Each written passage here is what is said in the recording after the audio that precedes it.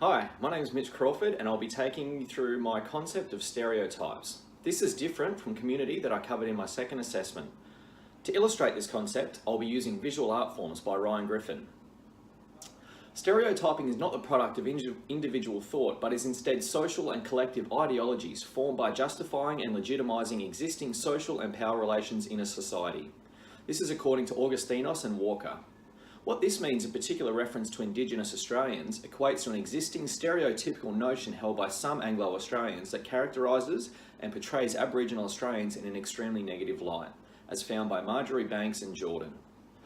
The reiteration of negative stereotypes in mainstream Australia is, and still continues to be as prevalent as ever, and continues to negatively reinforce these mythical norms for Indigenous Australians. One of these outlets through which stereotypes have been largely perpetuated is the media. Take a second now to have a think about how many times through movies, TV shows, or even cartoons, your perception of what an Indigenous person looks or sounds like, and how that has been invariably fixed through negative and misguided representations. And ask yourself, how would this affect you if you had been pigeonholed into what society thought you were? The issue with the use of such stereotypes is that it continues to perpetuate the notions of authentic or inauthentic ways to be Indigenous. By being exposed continually to these stereotypes, young Indigenous Australians' own self-concept and self-worth is negatively affected, in turn creating a negative self-fulfilling prophecy as found by Rosenthal and Jacobson. Alternatively, when considering the positive stereotypes perpetuated for Indigenous Australians in particular, these are few and far between, with the majority revolving around sports people or entertainers. Stereotypically, these athletes are lauded not for their efforts, but rather for the colour of their skin and ethnicity. When considering this, it's impossible not to see that by using tokenism, these athletes are included for negative rather than positive reasons, as a way to show that the group in power is inclusive, thus continuing the stereotypes that only successful Indigenous peoples are those excelling in these particular arenas. When considering these stereotypes, we must continue to move away from the traditional texts used to more transformative texts if we as pre-service teachers are going to challenge these mythical norms and stereotypes. The creator of the TV series Clever Man, Ryan Griffin, is one man on a journey to challenge these stereotypes and provide positive role models for young Aboriginal and Torres Strait Islander children. We do not share the same DNA. We don't know exactly what they are. This only reaffirms this government's commitment to keep these subhumans within the zone. Can we just accept that they are not sub-anything, but people? What you're really talking about is the forcible removal of innocent people from their homes.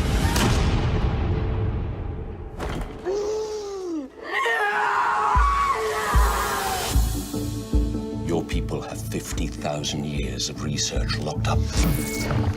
I need your help to unlock that knowledge. You can heal. You can see things. You know you don't choose to be the clever man. I know. You get chosen. As he grew up, Ryan was always challenged as to his Aboriginality, as he is light-skinned. He encountered forms of racism and stereotypes, from being given a plastic cup at a friend's place when everyone else held a glass, to hearing terms such as paint sniffer. He created the series to promote the talent of Indigenous peoples, and in the hopes that his son would have a superhero to connect with no matter what others said. The message derived from this art series and art form was to create a hero that would be empowered to stand up and fight racism and injustice, closing the gap for Indigenous and non-Indigenous Australians and challenging these stereotypes that have existed for far too long. In our role as pre-service teachers and in relation to education, stereotypically Indigenous students have been found to be overrepresented in special education classes. They have lower participation and retention rates, and it was even thought that historically Aboriginal and Torres Strait Islander peoples even lack the ability to take part in the education system, according to Riley and Pigeon.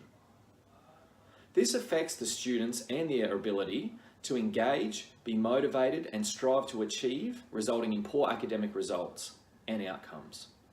How is it possible for us as pre-service teachers to expect all children we encounter to flourish and grow when the consistent negative stereotyping of Indigenous Australians continues to occur?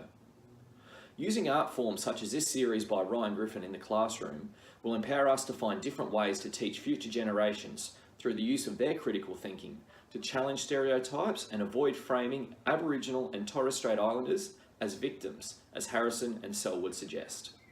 Instead, we convey the message that through the learning and producing of different art forms, together, we can challenge these stereotypes and promote inclusiveness, understanding and respect for different cultures that will strengthen our relationships and ultimately create an environment that all students are encouraged to be themselves and for them to be able to break free of any existing stereotypes held by society.